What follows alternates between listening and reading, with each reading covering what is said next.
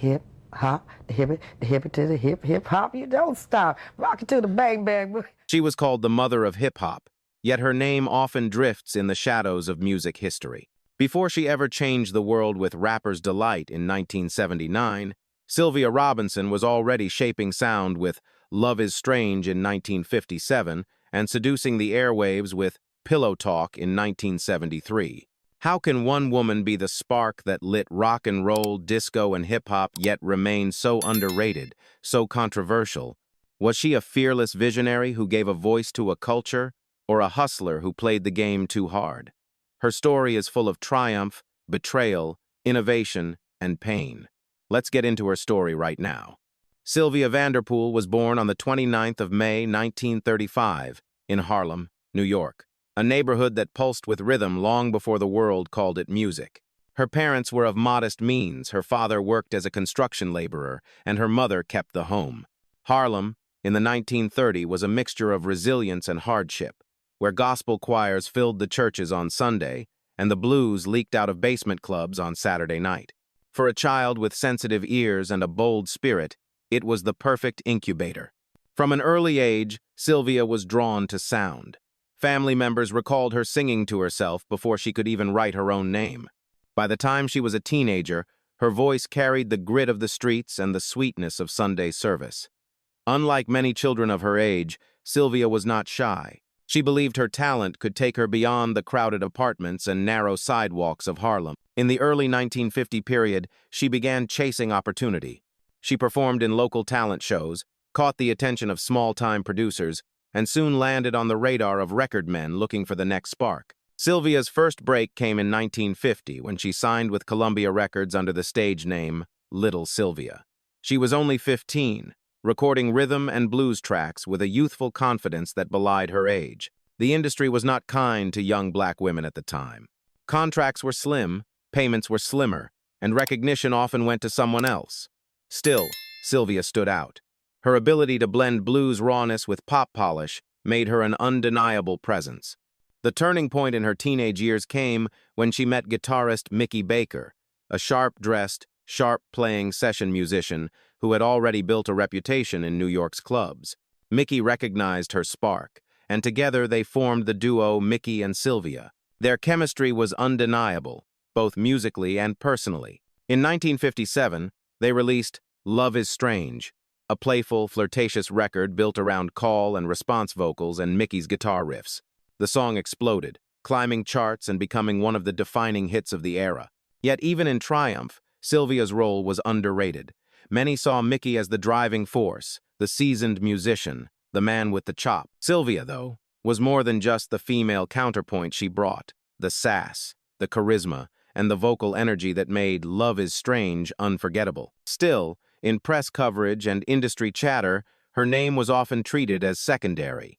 This early taste of the music industry taught Sylvia a lesson. Talent alone wasn't enough. You needed vision, strategy, and a willingness to fight for your space. After Love is Strange, Mickey and Sylvia continued recording and performing, but the magic of that one hit overshadowed their other work. The duo's partnership was stormy, full of creative sparks but also personal disagreements. By the early 1960 period, they parted ways. For many women in music, this would have been the end one big hit, a short run of fame, then silence. But Sylvia was not content to be a one-hit wonder. She carried herself with quiet determination, vowing that she would not fade into the background. During this period, she also started a family. Balancing the role of wife and mother with the relentless grind of music was never easy. Still, Sylvia continued to record, sometimes stepping away, sometimes stepping back in.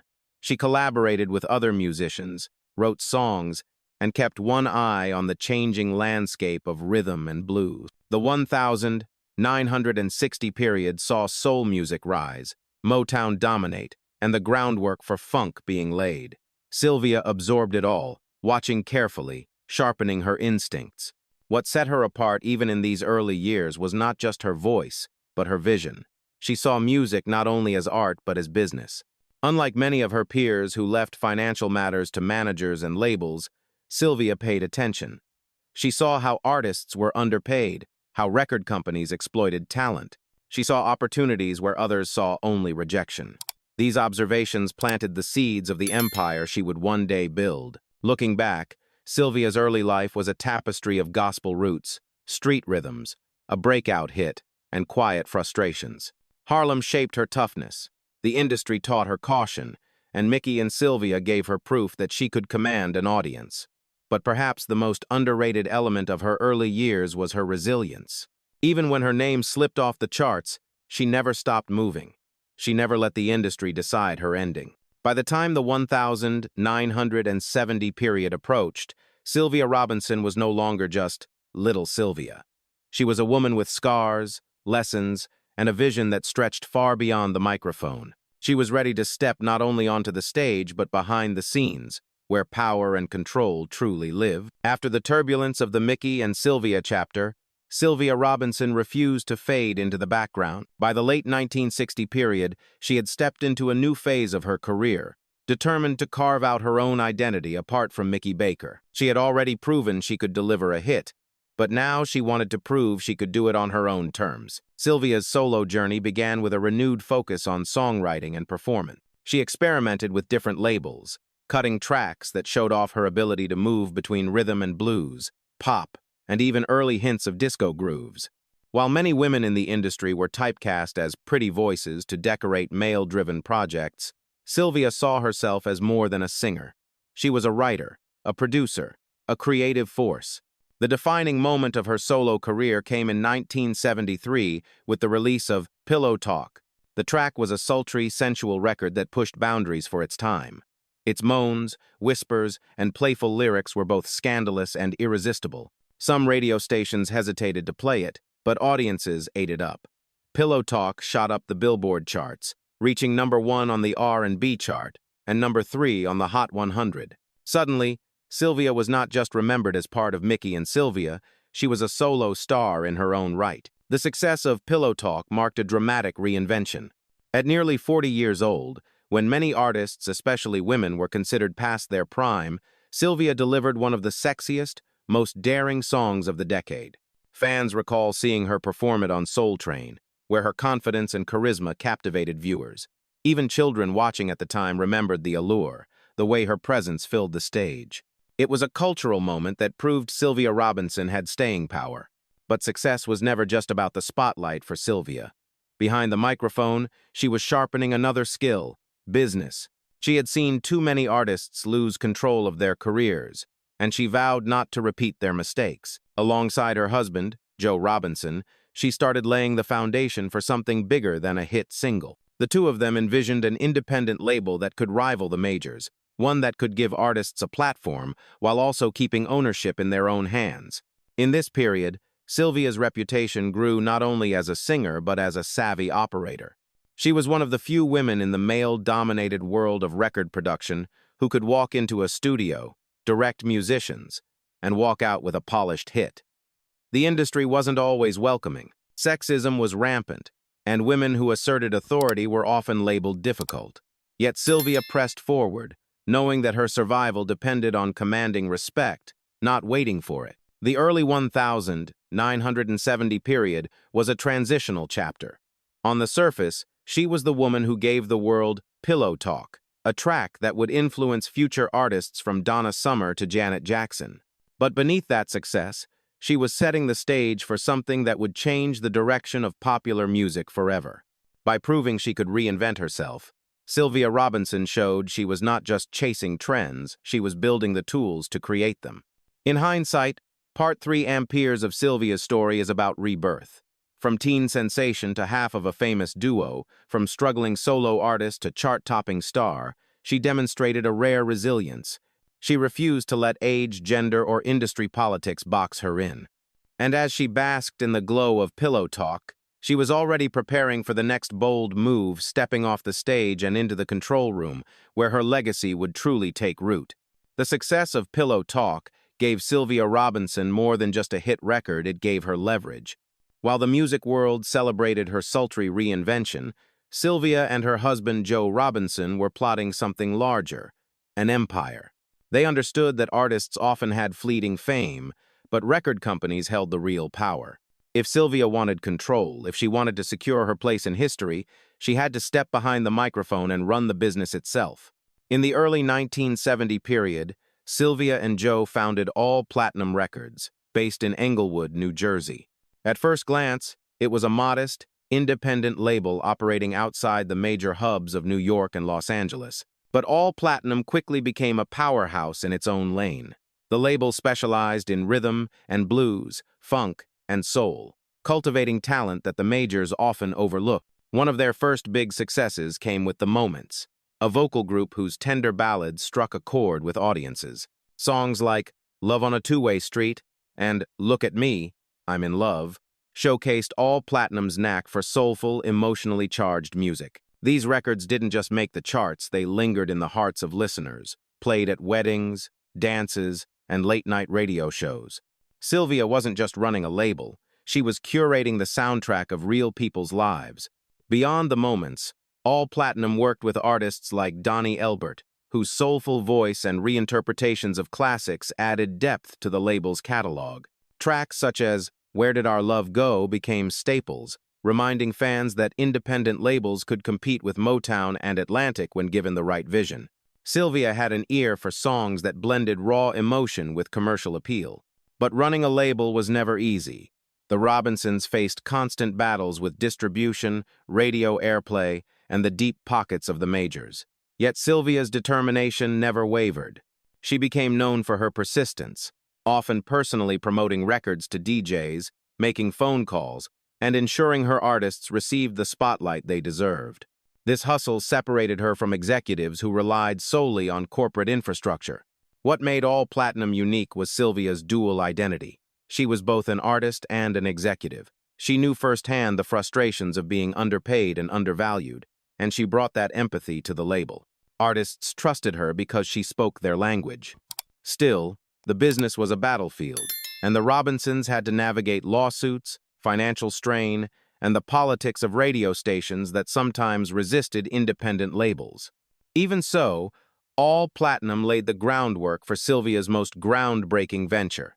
By the mid-1970 period, disco was dominating the charts, and R&B was evolving. Sylvia sensed a shift.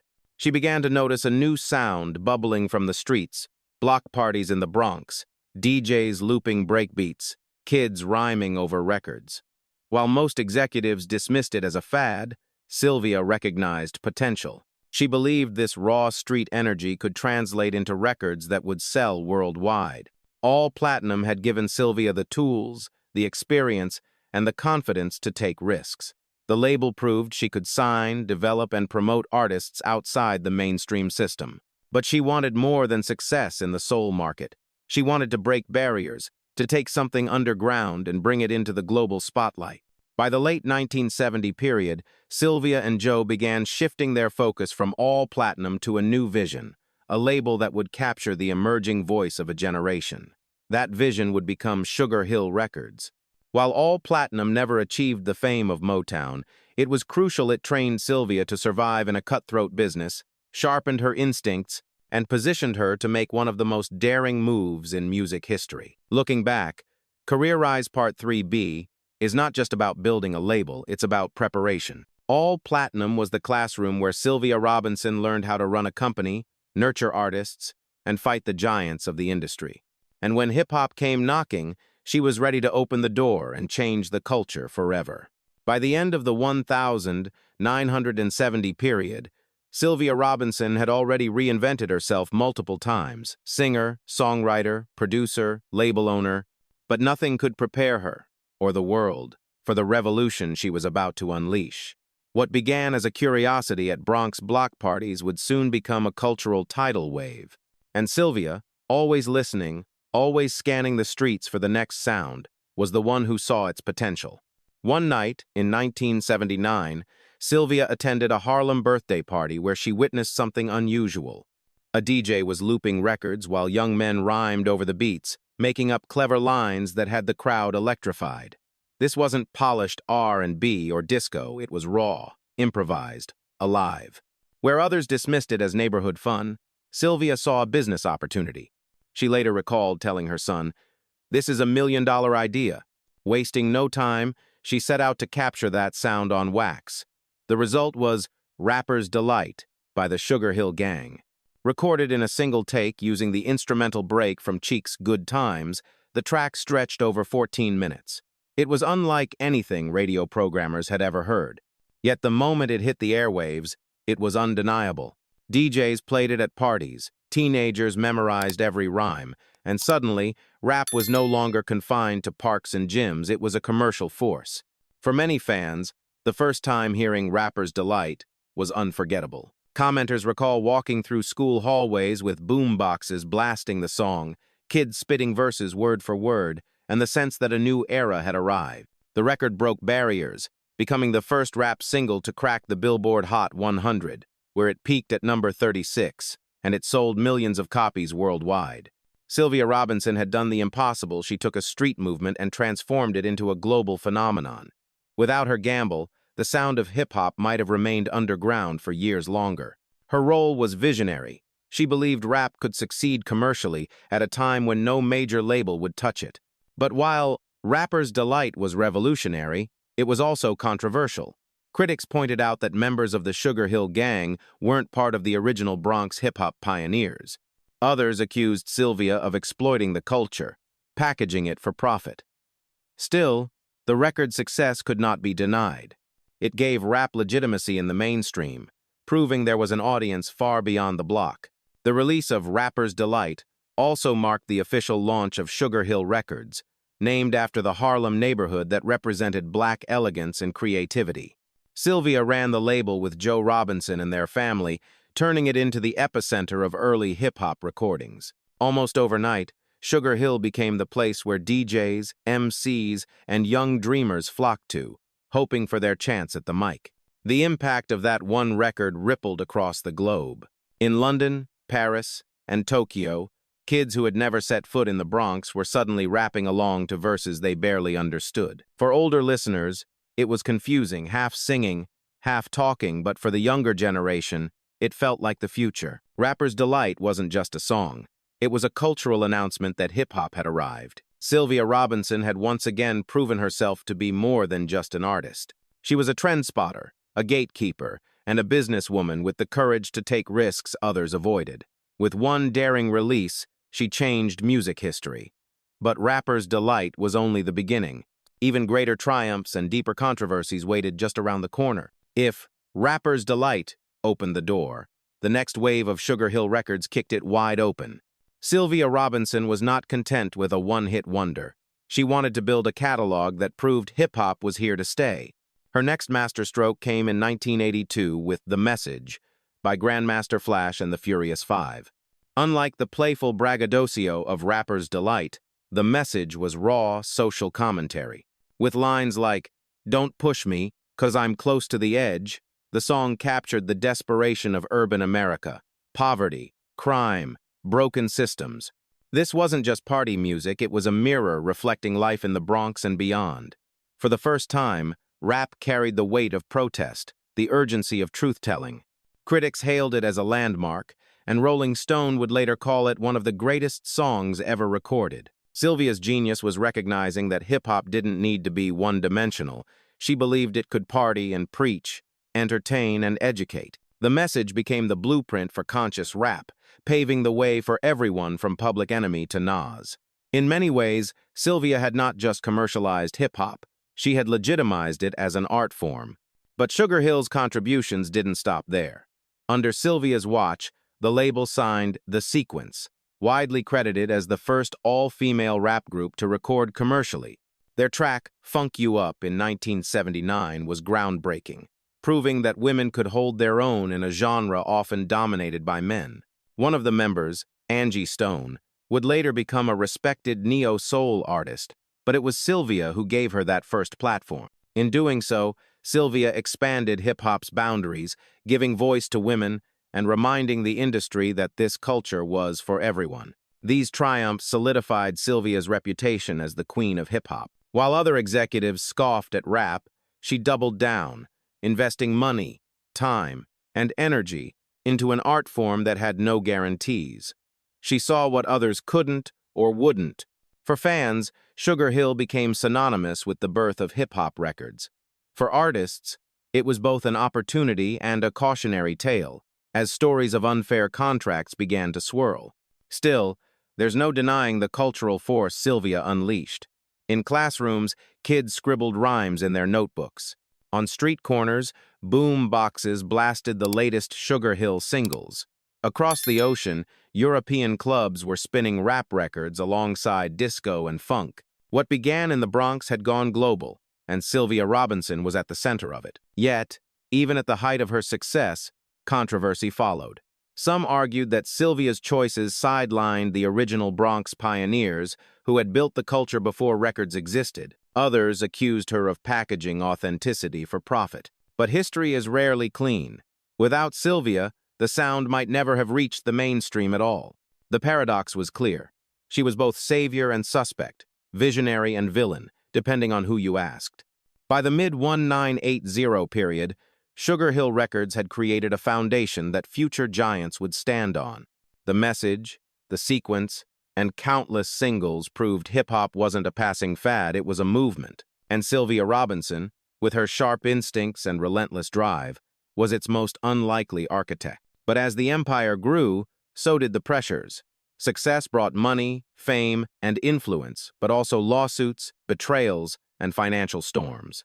The same boldness that made Sylvia a pioneer would soon lead her into conflict with the very culture she helped birth. For every empire that rises, shadows follow close behind. By the early 1980 period, Sylvia Robinson's Sugar Hill Records was flying high, but storm clouds were gathering. The same daring moves that made her a pioneer also made her enemies. And the very artists she introduced to the world soon accused her of betrayal. One of the most painful controversies centered on the Sugar Hill Gang, the group Sylvia assembled to record Rapper's Delight.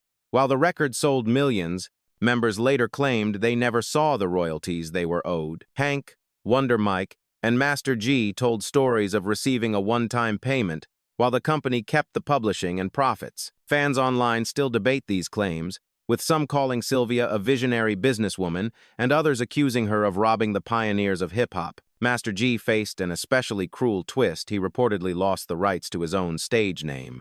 Imagine being unable to legally perform under the very name that made you famous. To many observers, it was proof of how predatory the business could be, even under the guidance of someone hailed as the mother of hip-hop.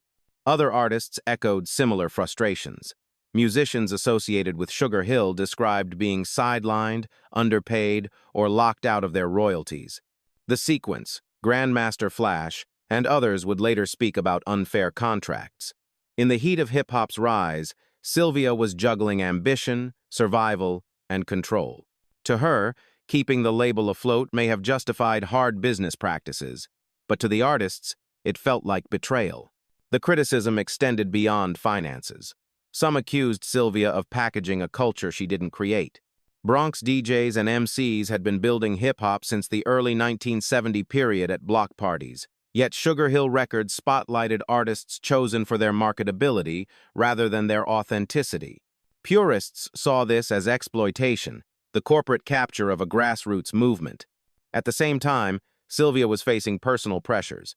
Being a black woman executive in a male-dominated industry came with constant scrutiny. Competitors doubted her, colleagues underestimated her, and rivals painted her as manipulative. To survive, she often had to play harder than her opponents, which only fueled her reputation as both brilliant and ruthless.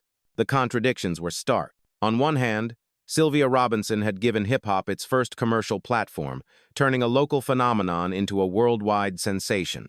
On the other, she was accused of silencing and cheating the very voices she claimed to elevate. Was she a savior or a hustler? Fans and historians still wrestle with that question today. But behind the headlines, one truth remained. The stress was immense. Running Sugar Hill meant constant battles over money, rights, and reputation. Sylvia carried the weight not just of a label but of an entire culture on her shoulders. And while she smiled in public, in private the cracks were beginning to show. Conflict Part 5, Amperes, captures the paradox of Sylvia Robinson. She was the mother of an empire, but the children of that empire often felt abandoned.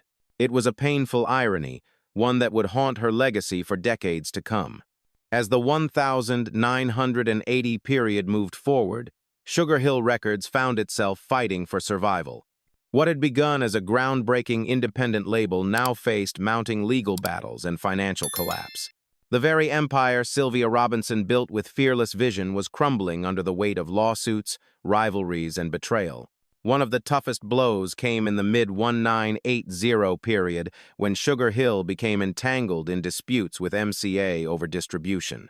Independent labels often relied on bigger partners to move their records into stores nationwide, and when deals soured, so did the money flow. The battles drained resources, stalled projects, and left Sylvia struggling to keep her roster active. For artists who had trusted Sugar Hill to elevate them, delays and uncertainty bred resentment. Meanwhile, the industry itself was shifting. Def Jam, Profile, and Tommy Boy were rising, armed with fresh sounds and younger executives who courted the next wave of talent. Sugar Hill, once the vanguard, began to look dated. The raw street energy that had fueled Rapper's Delight and The Message now demanded new production styles, harder beats, and different narratives. Sylvia's instincts had brought hip-hop to vinyl, but staying ahead of the culture proved harder than launching it. Behind the scenes, personal pain compounded professional turmoil. Sylvia's husband and partner, Joe Robinson, was her anchor through decades of struggle and success. When his health began to decline, the family's foundation shook. His eventual passing left Sylvia not only widowed but burdened with the responsibility of running the label largely on her own. Fans remember her strength, but those close to her spoke of exhaustion, of a woman who had given everything to music yet found little peace in return. Critics, meanwhile, were unsparing. They claimed karma had caught up with her. On fan forums and later in documentaries, people argued that the way she handled artists retaining control of royalties and publishing was the very reason her empire collapsed. Supporters countered that she had simply played by the same ruthless rules the majors used, but because she was a woman, she became an easier target. The truth, as always, lies somewhere in the middle. By the late 1980 period, Sugar Hill Records had lost much of its luster. Lawsuits dragged on, artists left for greener pastures, and the company's once towering reputation dimmed. Yet Sylvia Robinson remained a figure of fascination, a pioneer whose brilliance was inseparable from controversy. She had opened doors for hip-hop, but also left scars that never healed. Conflict Part 5B shows Sylvia at her most human. No longer just the visionary who introduced rap to the world, she became the subject of criticism, gossip, and doubt. Her empire was shaking, her family was suffering, and her own health began to falter. Still, she refused to disappear. Sylvia Robinson was nothing if not resilient, and even in the darkest chapters, her name carried weight. When the dust of the 1980 period settled, one thing was undeniable. Sylvia Robinson had already carved her place in music history. The empire of Sugar Hill Records may have faltered, but the sound she unleashed never went back into the shadows. Hip-hop only grew bigger, crossing oceans, topping charts, and shaping generations. And through it all, Sylvia's fingerprints remained. Her most obvious legacy lies in the way she gave hip-hop its first commercial voice. Without Rapper's Delight, there may have been no immediate bridge between the Bronx block parties and the global stage. The record proved that this new form of expression could compete with disco, rock, and soul on the airwaves. Every rapper who followed, from Run DMC to Jay-Z, built on a foundation Sylvia helped pour. But her influence extended beyond one record. By championing The Message, she legitimized rap as a vehicle for storytelling and social commentary. That song inspired entire movements, giving artists permission to tackle poverty, crime, and inequality through rhyme. Chuck D of Public Enemy once said rap was the black CNN. That lineage can be traced back to Sylvia Robinson, who insisted that hip-hop could be more than party chants, it could be truth-telling in rhythm. Another crucial part of her legacy is gender. In an industry dominated by men, Sylvia stood as a rare example of a black woman who held power at the executive level. She was not simply a singer who faded into nostalgia. She was a label boss, a deal maker, a visionary who dared to take risks that even male executives avoided. For younger women in the music industry, whether executives like Sylvia Rohn or artists like Queen Latifah and Missy Elliott, Sylvia Robinson's career stands as proof that women could lead, innovate, and redefine the business. Her role in pushing the sequence into the spotlight further cements this legacy. By signing the first female rap group, Sylvia created space for women in hip-hop at a time when many dismissed the genre as male territory. Angie Stone, one of the members, would later carry that influence into her own career, but it was Sylvia who first opened the mic for her. Today, when female rappers dominate charts worldwide, from Nicki Minaj to Cardi B, there's a straight line back to Sylvia's bold decision to amplify women's voices in 1979. Sylvia also influenced the business side of music. Though criticized for her contracts, she demonstrated the importance of ownership and independence. In founding All Platinum and Sugar Hill, she proved that black entrepreneurs could run labels, distribute records, and create hits without the backing of major corporations. Her model inspired others, from Russell Simmons with Def Jam to Master P with No Limit. Even Sean Diddy Combs echoed Sylvia's playbook of blending artistry with entrepreneurship. For fans, her legacy lives in memories as much as records. They recall seeing her on Soul Train, performing Pillow Talk, exuding a confidence and sensuality rarely seen on television in the early 1970 period. They remember the Applejack hat she wore, the effortless style that made her stand out. They remember the excitement of boom boxes in schoolyards, where kids rapped Rapper's Delight word for word. Sylvia Robinson was part of their youth, their culture, their soundtrack. Legacy Part 6 Amperes reveals Sylvia not just as a pioneer of hip-hop, but as a cultural architect. She gave voice to a generation, power to women, and vision to independent labels. Her story is messy, full of contradictions, but greatness often. Island. And while she was underrated in her lifetime, the ripple effects of her work continued to define the sound of modern music. To fully understand Sylvia Robinson's legacy, we must remember that her story did not begin with hip-hop. Long before Sugar Hill Records shook the world, Sylvia was shaping culture through rhythm and blues. Her work with Mickey Baker on Love is Strange in 1957 remains one of the most enduring records of its era, a song that found new life in films like Dirty Dancing and became a standard across generations. Then came Pillow Talk in 1973, a record that was daring, sensual, and ahead of its time. For many, that track opened the door for the wave of disco and Quiet Storm records that would follow. Sylvia's influence stretched across decades and genres, proving she was never confined to one sound. Fans never forgot. In comments and interviews, people recall watching her perform Pillow Talk on Soul Train, mesmerized by her confidence and allure. Others remember hearing her sultry voice late at night on radio programs, the kind of sound that made young listeners blush and older listeners nod knowingly. Even outside of hip-hop, Sylvia had left an indelible mark on the intimacy and sensuality of black music. Yet, despite her accomplishments, Sylvia Robinson often went unrecognized. Unlike Clive Davis, Berry Gordy, or other famous label heads, her name rarely appears in mainstream histories of American music. She was celebrated by insiders but often overlooked by the wider industry. This gap in recognition frustrates fans, many of whom have publicly asked why Sylvia does not have a star on the Hollywood Walk of Fame. They see her as a trailblazer who deserves the same honors given to executives who contributed far less to the culture. That yearning for recognition speaks to the heart of her legacy. Sylvia was simultaneously a visionary and underrated. She could stand shoulder to shoulder with the most powerful figures in the industry, but she rarely received the same spotlight. Perhaps it was because she was a woman, or because her business practices left scars, or because hip-hop itself was dismissed by the establishment for so long. Whatever the reason, history has been slow to give her the flowers she earned. And yet, in the memories of fans, she remains larger than life. They remember her Applejack hat, her baby hairs, the glamorous way she carried herself. They remember the sense of discovery when they first heard Rapper's Delight on a boombox, or the feeling of empowerment hearing the sequence break barriers for women.